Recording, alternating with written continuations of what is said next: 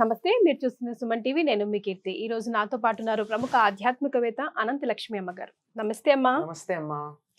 అమ్మ, ఉపవాసాలు పర్వదినాల్లో చేసే వాటికి రోజువారీ ఉపవాసాలు అంటే కొంతమంది సోమవారం, మంగళవారం, గురువారం, శుక్రవారం ఉంటారు కదా. ఆ ఉపవాసాలకి ఏమైనా వ్యత్యాసం ఉంటుందా? ఎలా ఉపవాసాలు చేయాలి? మన సనాతన ధర్మం ఏం చెప్తుంది? ఇప్పుడు మీరు రోజువారీ ఉపవాసాలంటే ఏదో సోమవారం, శనివారం అట్లా, అది ఉపవాసం అనే దానికన్నా ఎక్కువ మంది ఏం చెప్తారు, ఒక్క పొద్దు అంటూ ఉంటారు. అది ఎక్కువ వాస్తవంగా అనిపిస్తుంది నాకు, ఎంత బాగా అనిపిస్తుంది ఆ మాట. ఒక్క పొద్దు అంటే భోజనం ఒక పొద్దే చేస్తారు, ఉదయం గాని సాయంత్రం గాని. కొంతమంది ఉదయం చేసి ఇంకా రాత్రి మళ్ళీ రేపు పొద్దుడు దాకా ఏమీ తినరు. కొంతమంది సాయంత్రం పగలంతా ఉపవాసం ఉండి సాయంత్రం భోజనం చేస్తారు. ఈ చేయడాల్లో కూడా ఏంటంటే ఒక మొక్కుకుంటారు కదా, ఏదో వెంకటేశ్వర స్వామికి శనివారాలు భోజనం ఉంటాను, ఏదో శివుడి కోసం నేను సోమవారాలన్నీ ఉపవాసాలు ఉంటాను అని. దీంట్లో నిత్యకృత్యంగా చేసుకునే పూజతో పాటుగా ఆహారంలో ఒక నియమం ఉంటుంది అంతే. ఇప్పుడు మామూలుగా చేసే పూజ కన్నా కొంచెం ఎక్కువ చేస్తారు. ప్రత్యేక దినాల్లో చేసేది అదే కదమ్మా.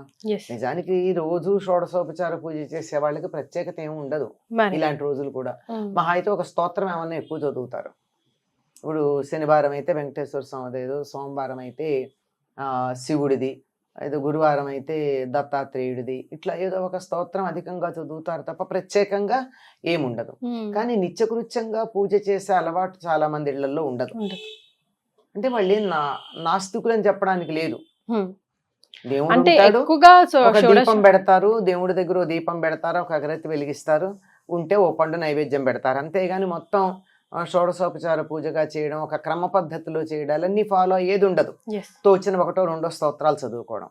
ఇట్లాంటి వాళ్ళు ప్రత్యేకంగా ఉపవాసం చేస్తున్నారు అంటే ఒక దేవుడి కోసం ప్రత్యేకంగా ఆ రోజు మళ్ళీ మొత్తం అంతా పూజ చేస్తారు. పూజ చేసిన తర్వాత ఒక పూటే భోజనం చేస్తారు, అంతవరకే.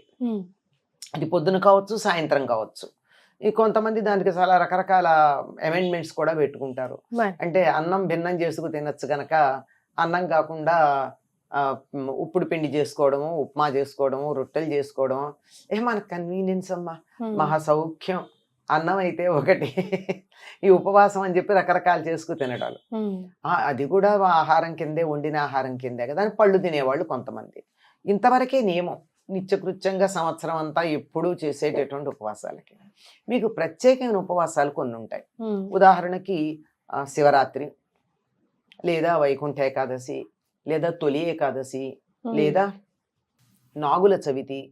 ఇవి చాలా నియమాలతో పాటించేటటువంటి ఉపవాసాలు. చతుర్దశి నాడు, చతుర్దశి అందరూ ఏం చేయరమ్మా. ఏ చతుర్దశి? అనంత చతుర్దశి. అనంత చతుర్దశి నాడు ఉపవాసం కాదు వాళ్ళు చేసేది, వాళ్ళు పూజ చేస్తారు, వ్రతం చేస్తారు. ఆ వ్రతం చేయడానికి ముందు రోజు ఉపవాసం ఉంటారు. ఉపవాసం అంటే ఒక పూటే భోజనం.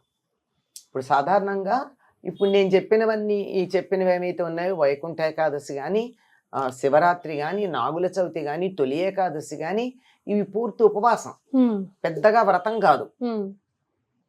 ఓన్లీ ఉపవాసం. అసలు పిండి వంటలు భోజనాలు కూడా ఏముండవు, ఉపవాసం ఉంటారు. ఇలా ఎవరైతే ఇలా ప్రత్యేక దినాల్లో ఉపవాసం ఉండదలుచుకున్నారో దానికి నియమం ఏమిటంటే ముందు రోజు ఒక పూటే భోజనం చేయాలి. ఓకే. అంటే ముందు రోజు కడుపు నిండా రాత్రి తినేసి రేపంతా ఉపవాసం కదా అనుకుంటాను నేనైతే. జనరల్ గా అలా చేయకూడదు. ముందు రోజు నుంచే బాడీని ప్రిపేర్ చేసుకుంటూ ప్రిపేర్ అవ్వాలి. ఏముంది దానికి, వాళ్ళు కొంచెం ఆలస్యంగా తింటాం అంతే కదా, పెద్ద తేడా ఏముంది. నిన్న బాగా ఎక్కువ తింటే కడుపుని, ఒకసారి ఎప్పుడన్నా అధికంగా తింటే ఏం చేస్తాం, పెందరాడే తినకుండా ఆలస్యంగా తిందానిలే, నిన్నటిది హెవీగా ఉంది అరగలేదు అనుకుంటాం. అది ఉపవాసం ఎట్లా అవుతుందమ్మా? కనుక ముందు రోజు ఏకభుక్తం ఉంటారు, అంటే ఒకటే పూట భోజనం. తర్వాత ఇలా నియమం ప్రకారం ఉపవాసం ఉండదలుచుకున్న వాళ్ళు పర్వదినాలకి బ్రహ్మచర్యం పాటిస్తారు. రేపు పూజ అంటే, రేపు ఉపవాసం అంటే ఇవాళ బ్రహ్మచర్యం. వీలైతే నేల మీద పడుకుంటారు. ఈ రోజుల్లో చాలా మందికి ఒళ్ళు నొప్పులు, కీళ్ల నొప్పులు అలాంటివి ఉన్నాయి గనక కింద పడుకోలేకపోవచ్చు. కానీ ఏమాత్రం అవకాశం ఉన్నా కింద పడుకోవడం, అంటే చాప వేసుకుని పడుకుంటారు, మన పరుపుల మీద కాకుండా. ఇంకా కొంతమంది అయితే ఎంత స్ట్రిక్ట్ అంటే నేల మీదే పడుకుంటారు, మహా అయితే ఒక చిన్న దుప్పటి వేసుకుంటారు, చాప కూడా వేసుకోరు. సరే అది చేయలేకపోయినా కనీసం ఒక పూట భోజనం ముందు రోజు ఒక పూట భోజనం, బ్రహ్మచర్యం, భూశయనం, ఈ 3 ఏది పాటించాలి. భూశయనం కాకపోయినా కనీసం బ్రహ్మచర్యం, ఒక పూట భోజనం పాటించాలి. ఏ రోజైతే మనం ఉపవాసం ఉంటున్నామో ఆ ఉపవాసం ఉండేటటువంటి రోజుల్లో అంటే సమీపంలో, వాసం అంటే ఉండడం.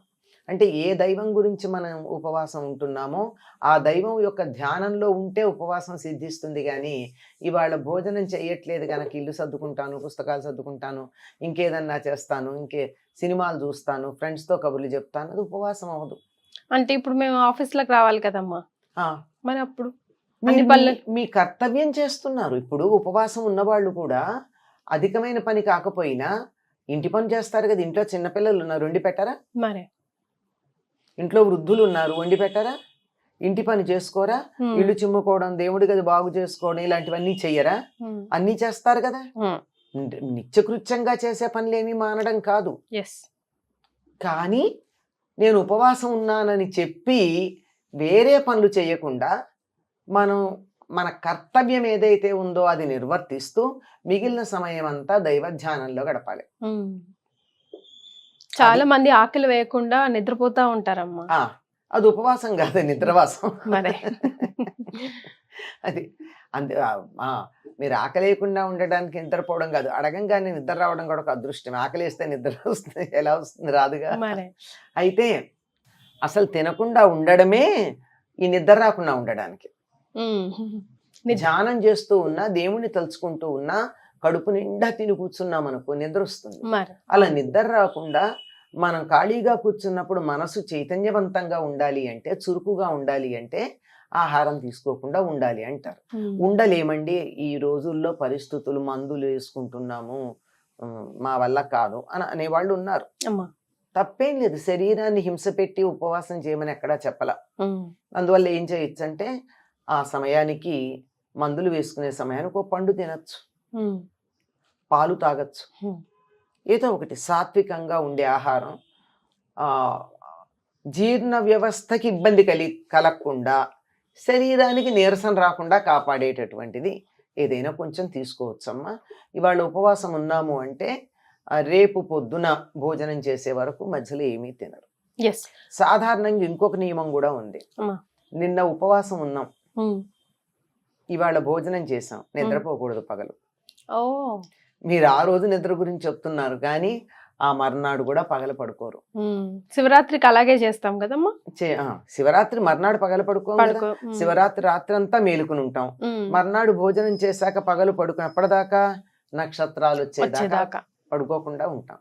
ఇలాంటి నియమాలు కొన్ని పాటిస్తే 100కి 100 పాళ్ళు ఫలితం ఉంటుంది. కానీ ఇన్ని పాటించి కూడా ఒక్కసారి కూడా దేవుడి పేరు తలుచుకోకుండా వేరే పనుల్లో ఉన్నామనుకో, అది లంఘనం అవుతుంది తప్ప ఉపవాసం అవుతుంది. అంటే ఈ హోల్ కాన్సెప్ట్ కూడా మన బాడీకి, మైండ్కి కాస్త రెస్ట్, రిలాక్సేషన్, కొంచెం హీల్ అవ్వడానికి టైం ఇవ్వడం కోసమే. బాడీకి, డైజెస్టివ్ సిస్టమ్కి rest, and mind and body in coordination ఉండేట్టు.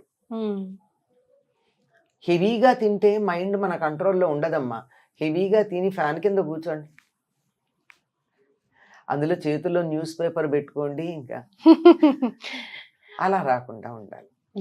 ధ్యానం చేస్తున్నా, జపం చేస్తున్నా, దేవుణ్ణి తలుచుకుంటున్నా నిద్ర రాకుండా మనసు చురుకుగా ఉండడం కోసం అతి తేలికైన ఆహారం తీసుకుని మళ్ళీ నీరసపడకూడదు, అట్లాని బరువుగా ఉండకూడదు, మన మనస్సు భగవంతుని మీద ధ్యానం అయ్యేటట్టుగా ఉండాలి. రైట్ అమ్మా, థ్యాంక్ యూ సో మచ్. నమస్తే.